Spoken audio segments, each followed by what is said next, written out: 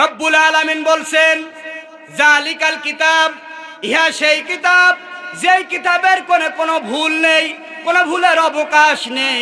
চুল পরিমাণ তোমরা ভুল বের করতে পারবা না।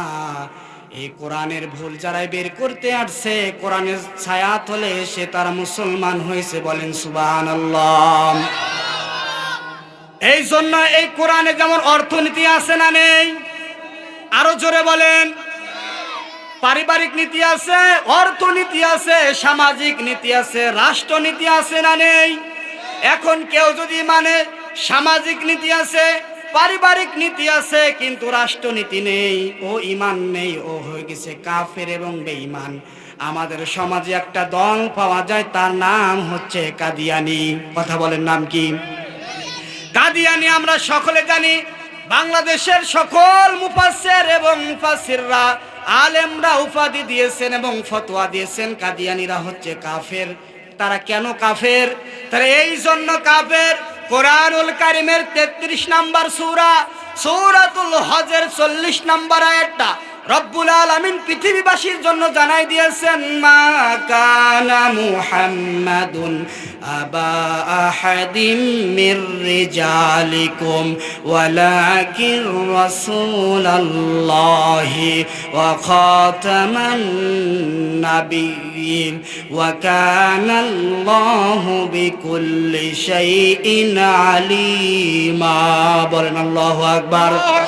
রব্বুল আলামিন বলছেন এই সূরা আহজাবের 40 নম্বর আয়াতের 4 ভাগের 1 ভাগ, মা কানা মুহাম্মাদুন আবা আহাদিম মির রিজালিকুম ওয়ালাকিন রাসূলুল্লাহি, এই পর্যন্ত ঠিক আছে। কাদিয়ানীরা এই পর্যন্ত কোরআনের আয়াতকে মানে, বিশ্বাসও করে। তারা বিশ্বাস করে মুহাম্মদ সাল্লাল্লাহু আলাইহি সাল্লাম আল্লাহর নবী, এটা তারা বিশ্বাস করে। কিন্তু খতামিম, খতম, এই খতম মানে শেষ, খতম মানে, আরো জোরে বলেন, খতম মানে শেষ। তারা বিশ্বাস করে না, মেনে নিতে চায় না যে মুহাম্মদ পড়েন সাল্লাল্লাহু আলাইহি ওয়াসাল্লাম আল্লাহর শেষ নবী, শেষ পয়গম্বর। তারা বিশ্বাস করে শেষ নবী হচ্ছেন গোলাম আহমদ কাদিয়ানী। বলেন নাউজুবিল্লাহ।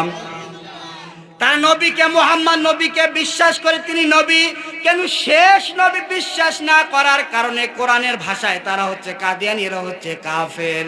আমাদের সমাজে আরেকটা দল পাওয়া যায়, শিয়া সম্প্রদায়।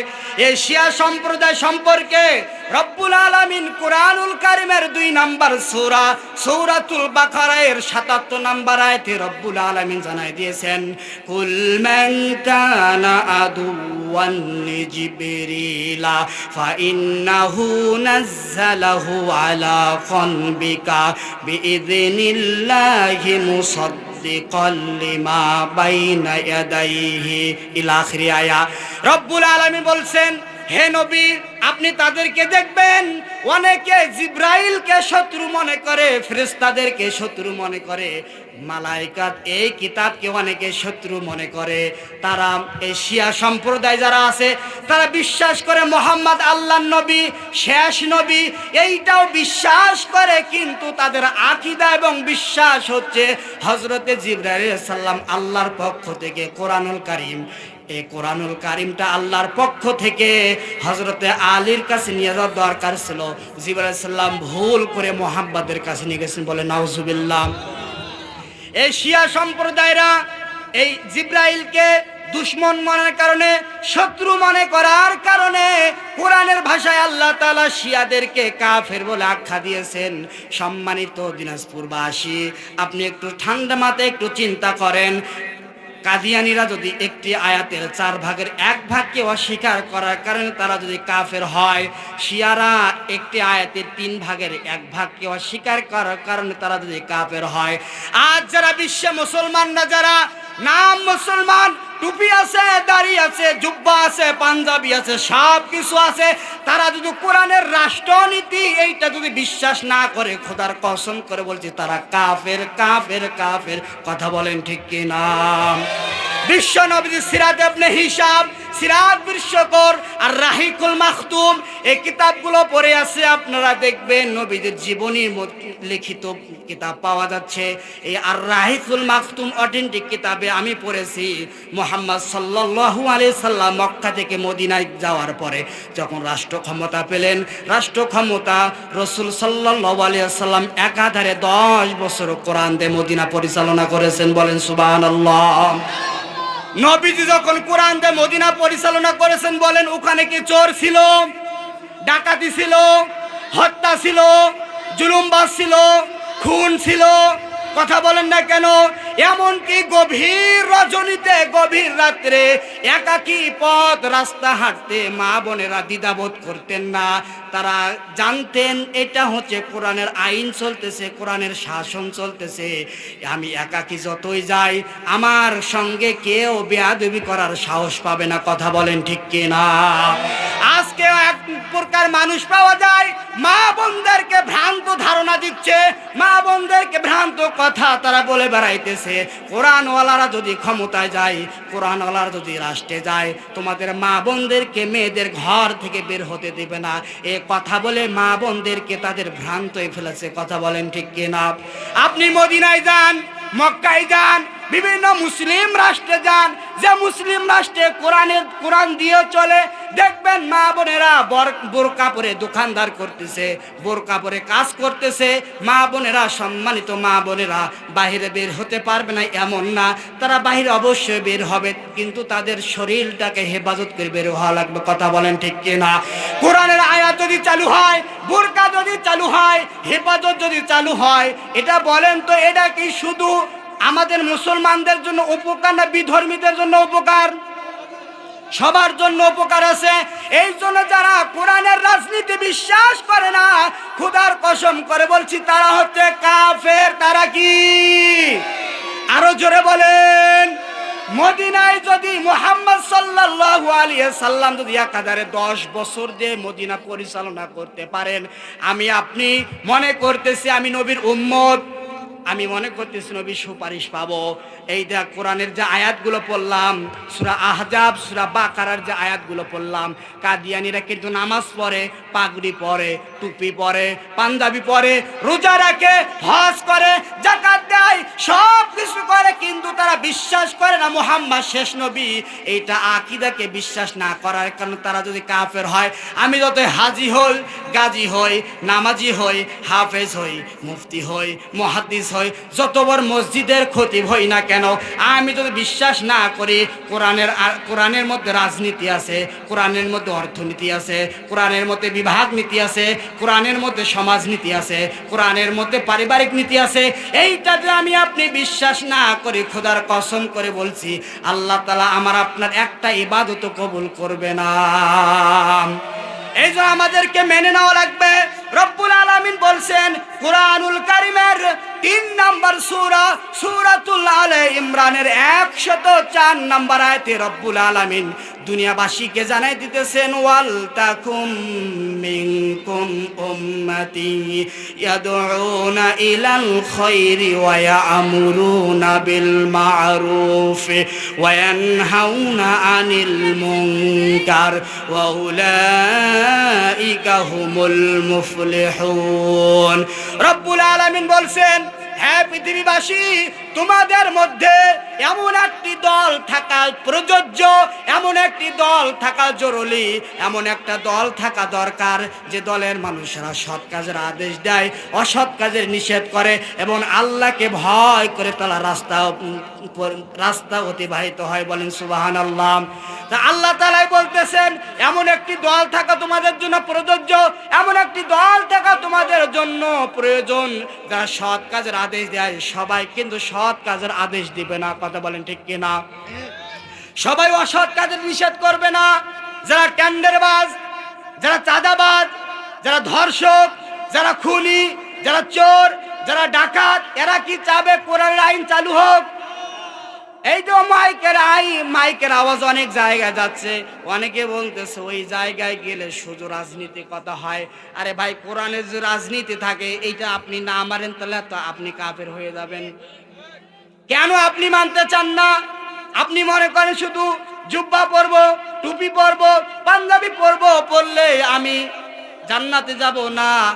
নবীজি যদি রাষ্ট্র কোরআন দিয়ে চালাইতে পারে, আমি আপনি নবীর উম্মত, আমাকেও এই রাষ্ট্র আমাকে চালা লাগবে। কথা বলেন ঠিক কি না?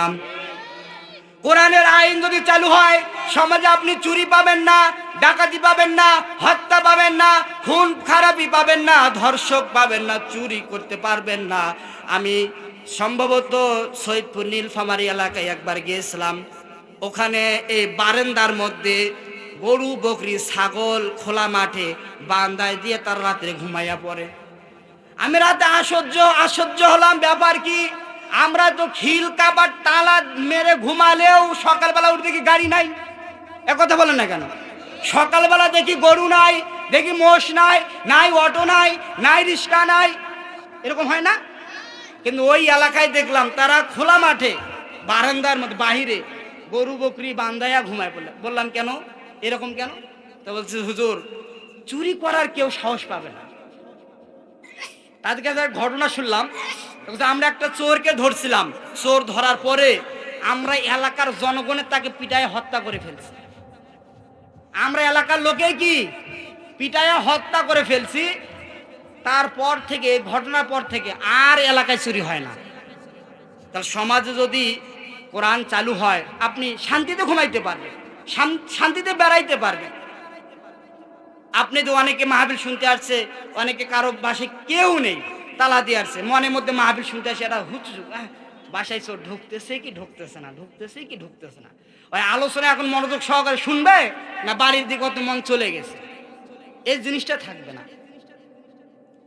এই জন্য রব্বুল আলামিন বলছেন যে জনপদে যে জামানায় যে মানুষদেরকে আমি আমার ইমানদারদেরকে ক্ষমতা দিব, পাওয়ার দিব, চেয়ার দিব, এ মানুষগুলো যাওয়ার পরে সর্বপ্রথম 4 দফা কর্মসূচি পালন করবে। বলেন সুবহানাল্লাহ। কোরআনুল কারীমের 22 নম্বর সূরা, আমি কিন্তু প্রত্যেকটা সূরার নাম এবং কত নাম্বার সূরা এবং আয়াত বলে দিচ্ছি, যাতে মানুষ মন খারাপ করতে না পারে। এখানে তাফসিরুল কোরআন মাহফিল, এখানে কিচ্ছা কাহিনী বললে মানুষের ঈমান তাজা হবে না। অনেকে ব্যাঙের কাহিনী, সাপের কাহিনী, আমার বাবা পানিতে ডুব দিয়েছে, পানির উপর মশলা বেশি নামাজ পড়ছে, আকাশ দিয়ে উড়ে গেছে। আরে তোর বাবা পানি নিচে পড়ছে কিনা পড়ছে, আকাশ দিয়ে গেল কি গেল না, তুমি যাইতে পারো কিনা সেটার পায়তারা করো, সেটা চিন্তা করো। তুমি কোন বাবা গেছে। এই জন্য কিচ্ছা কাহিনী মানুষের অন্তর নরম করে দিতে পারে না। আমি এই জন্য সূরার নাম তাফসীর শোনার পরে সবাই কিন্তু সবাইকে ভালো লাগবে না, এই কোরআনের তাফসীর সবাইকে ভালো লাগবে না। বলেন তো, দুধ এটা ভালো জিনিস না খারাপ জিনিস? শরীরের জন্য উপকার না ক্ষতিকর? বিজ্ঞানীরা দিয়েছেন মিল্ক ইজ আইডিয়াল ফুড। যারা ইংরেজি জানে এখানে দিয়েছেন। বলেন তো, দুধ এটা কি তরল না মাখন, মানে জমাট? দুধ তরল না? এখানে বিজ্ঞানীরা দিয়েছেন মিল্ক ইজ আইডিয়াল ফুড, এখানে ড্রিঙ্ক হওয়ার কথা ছিল, তরল, তাই না? কথা বুঝতেছেন আমার? এখানে মিল্ক ইজ আইডিয়াল ড্রিঙ্ক দেওয়ার কথা ছিল, যে দুধ তো তরল পানির মতো, কিন্তু milk is ideal food. Food মানে কি? খাবার বা খাদ্য। কেন দিলেন বিজ্ঞানীরা এটা গবেষণা করে পেয়েছে, কারো যদি ক্ষুধা লাগে খাবার খাবে, খাবার খাওয়ার পর পানি তৃষ্ণা পাবে। আবার আর কেউ যদি শুধু দুধ পান করে, সারাদিন দুধ পান করে, খাবার যদি নাও খায়, ক্ষুধাও লাগবে না, তৃষ্ণাও লাগবে না। সুবহানাল্লাহ বলেন। এই জন্য বিজ্ঞানীরা দিয়েছেন মিল্ক ইজ আইডিয়াল ফুড। এটা এমন একটা শুধু খাবার না, আদর্শ খাবার। আপনি দুধ সারাদিন খাবেন, দেখবেন আপনার ক্ষুধাও লাগবে না, তৃষ্ণাও লাগবে না। কিন্তু আপনি ভাত খান বা শুকনা কোনো কিছু খান, আপনার তৃষ্ণা লাগবে। যা বলেন যারা আমশার রোগী, তাদের দুধ তাদের জন্য ভালো? বলেন, কষ্ট মানে কি? আমশার রোগীকে যদি দুধ খাওয়ানো হয়, ওকে আর বিছানায় পাওয়া যাবে না। তাহলে দুধ হচ্ছে ভালো খাবার, কিন্তু সবার জন্য দুধ ভালো খাবার নয়। কোরআনটা হচ্ছে ভালো, কিন্তু সবার জন্য ভালো নয়। যারা আল্লাহওয়ালা, নবীওয়ালা, যারা আখিরাতকে বিশ্বাস করে, এ মানুষগুলোর কাছেই শুধু এই কোরআন মজা লাগে আর ভালো লাগে। বলেন সুবহানাল্লাহ।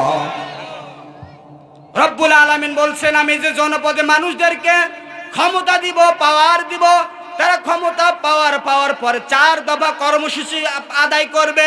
সূরা হজ 22 নম্বর সূরা 41 নম্বর আয়াতে রব্বুল আলামিন বলছেন, আল্লাযীনা ইম্মাক্কান্নাহুম ফিল আরদি আকামুস সালাত ইলা আখিরি আয়াত। রব্বুল আলামিন বলছেন যে জনপদে, যে এলাকায় যে ইমানদার মানুষদেরকে আমি ক্ষমতা দিব, পাওয়ার দিব, চেয়ার দিব, এই মানুষগুলো যাওয়ার পরে সংসদে 4 দফা আদায় করবে। 1 নাম্বার হচ্ছে আকিমুস সালাত, সমাজ যাতে নামাজ কায়েম হয় এই প্রচেষ্টা চালাবে। আজকে যে ডক্টর ইউনূস যে প্রধান উপদেষ্টা, এ মানুষটি যদি বলেন, সকালে সংবাদ সম্মেলনে যদি বলে, জোহরের নামাজ, জোহরের আজান যখন হবে, আজান দেওয়ার পরে যাকে মাঠে ঘাটে, বিভিন্ন দোকানে, রাস্তাঘাটে, বিভিন্ন পুলের মধ্যে, রাস্তার বাহিরে পাওয়া যাবে, এদের 6 মাসের জেল আর 50,000 টাকা জরিমানা আর পাশায় 10টা বেত। বলেন তো কেউ কি আজান শোনার পরে বাহিরে বের হতে পারবে? আরো জোরে বলেন। স্বৈরাচার সরকার ছিল হাসিনা, এই করোনা তো ওনার আমলে হয়েছে। করোনা আমলে হয়েছে না? করোনা ওনার আমলে হয়েছে। উনি আইন পাস করলেন, মাস্ক যারা পরবে না তাদেরকে রাস্তায় পুলিশ ধরে না। আপনারা আটক খেয়েছেন কিনা জানি না, কিন্তু চাকরির জন্য, প্রোগ্রামের জন্য বিভিন্ন জায়গায় দিয়ে আমি অনেক কয়েকবার ধরা খাইছি। মাস্ক পরি নাই কেন? সাধারণ মাস্ক যারা পরা কি তারা যদি বাধ্যতা করতে পারে, সমাজে নামাজ কায়েমের বাধ্যতা করতে পারে না? কারণ ডাল মে কুছ কালা হে, মানে সরিষার মধ্যেই ভূত। এরা যদি কয় আমি যদি চালু করি তাহলে আমার তো অবস্থা খারাপ আছে। তাহলে 1 নাম্বার ইমানদাররা নামাজ কায়েমের আন্দোলন করবে। 2 নাম্বার ওয়াতুজ যাকাত, সমাজ যাতে যাকাত প্রতিষ্ঠিত হয় এইটা আদায় করবে। সমাজ যাকাত আদায় হয়, সমাজে আপনি গরিব পাবেন না, মিসকিন পাবেন না, ফকির পাবেন না, অসহায় পাবেন না। কারণ ওই বড় লোকের টাকার মধ্যে গরিবের হক আল্লাহ তাআলা দিয়েছেন। কথা বলেন ঠিক কিনা? এরপরে 3 নাম্বারে সৎ কাজের আদেশ করবে যে দলের মানুষেরা। 4 নাম্বার অসৎ কাজের নিষেধ যারা করবে। এই 4টি গুণ, 4টি কর্মসূচি যার মধ্যে পাওয়া যাবে, যে দলের মধ্যে পাওয়া যাবে, আল্লাহ বলতেছেন ওইটাই হক্কানি দল, ওইটাই আল্লাহওয়ালা দল, ওইটাই জান্নাতি দল। বলেন সুবহানাল্লাহ। সব দলের মানুষের নামাজ কায়েম হোক এইটা চাবে না, সব দলের লোক যাকাত কায়েম হোক এইটা চাবে না, সব দলের লোক সমাজে শান্তি হোক, সমাজে বিশৃঙ্খলা না হোক, সমাজের ভালো কাজের আঞ্জাম সবাই দিবে না, সবাই মন্দের বিরোধিতাও করবে না। এই 4টা কর্মসূচি যাদের মধ্যে থাকবে ওইটাই হচ্ছে আল্লাহওয়ালা দল, ওইটাই হচ্ছে হক্কানি দল। আমরা হক্কানি। ইসলাম ভাই গলা টানতেছে, ইকোটা আপনি কমাই দেন, দিয়ে সাউন্ড খালি দেন।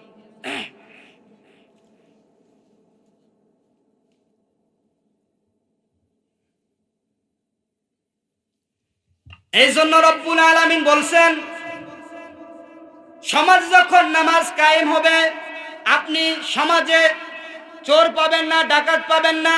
কারণ রব্বুল আলামিন সূরা আনকাবুতের মধ্যে বলছেন, ইন্নাস সালাতা তানহা আনিল ফাহশাই ওয়াল মুনকার। বলেন আল্লাহু আকবার। রব্বুল আলামিন বলছেন, নিশ্চয়, অবশ্যই নামাজিকে বিভিন্ন প্রকার অশ্লীল, বেহাপুনা, অন্যায় গৃহীত খারাপ কাজ থেকে বিরত রাখতে যেইটা পারে সেইটা হচ্ছে সালাত অথবা নামাজ। নামাজ ছাড়া সমাজে আপনাকে কেউ খারাপ কাজ থেকে বিরত রাখতে পারে না। যাকাত যদি সমাজে কায়েম হয়, আপনি ফকির পাবেন না, অসহায় পাবেন না, মিসকিন পাবেন না, ফকির পাবেন না। কারণ ওই বড়লোকের টাকার মধ্যে রব্বুল আলামিন গরিবদের হক দিয়েছেন, অধিকার দিয়েছেন। সৎ কাজের আদেশ, যারা অসৎ কাজে নিষেধ করে এই চারটা কর্মসূচি আমি বলছিলাম যে জায়গায় থাকবে ওইটাই আল্লাহওয়ালা দল, ওইটাই হক্কানি দল। আর যে দলের মধ্যে 4 দফা কর্মসূচি পাওয়া যাবে না ওইটা আল্লাহওয়ালা দল না, ওইটা হচ্ছে শয়তানের দল। আল্লাহওয়ালা দলের কর্মসূচি আমি পেয়েছি 7টা। জোরে বলেন কয়টা? আল্লাহওয়ালা দলের কর্মসূচি হবে 7টা। 1 নাম্বার অন্যায়, 1 নাম্বার তারা মানুষকে আল্লাহর পথে ডাকবে, আল্লাহর পথে আহ্বান করবে। 2 নাম্বার ভালো কাজের আদেশ দিবে, মন্দ কাজের নিষেধ দিবে। 3 নাম্বার মানুষকে তারা শিক্ষা দেবে, জ্ঞানের শিক্ষা। কিসের? আরো জোরে বলেন। এখানে যে শিক্ষা হচ্ছে বলেন তো জ্ঞানের শিক্ষা কিনা? মানব জাতি চলার জ্ঞানের শিক্ষা কিনা? 4 নাম্বার মানুষের মধ্যে ঐক্য করে তোলা। এরপরে 5 নাম্বার মানুষকে ন্যায় ও সত্যের দিকে পরিচালিত করা। 6 নাম্বার আল্লাহর আয়াতের তাফসীর ব্যাখ্যা করা। যাদের যোগ্যতা আছে এরাই হচ্ছে আল্লাহওয়ালা মানুষ। বলেন সুবহানাল্লাহ।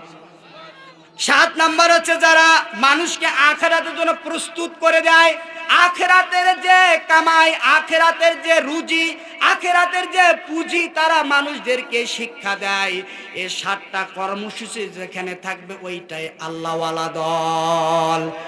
আর জালিমদের কর্মসূচি কোরআনে পেয়েছি 7টা। জোরে বলেন কয়টা? আলেমদের কর্মসূচি 7টা। রব্বুল আলামিন জালেমদের কর্মসূচিও দিয়েছেন 7টা।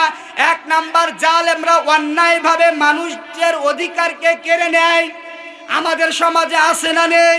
2 নাম্বার মানুষকে অত্যাচার এবং নির্যাতন করে। 3 নাম্বার সত্য ন্যায়কে প্রতিহত করে, ধ্বংস করে দিতে চায়। 4 নাম্বার অন্যায়কে প্রশ্রয় দেয়। আছে না নেই? এরপরে 5 নাম্বার মানুষের মধ্যে বিভাদ সৃষ্টি করে, মনোমালিন্য সৃষ্টি করে। যেইটা না ওইটা মানুষকে বলিয়ে তার মধ্যে একটা ভালো সম্পর্ক ফাটল ধরায়। কথা বলেন ঠিক কিনা?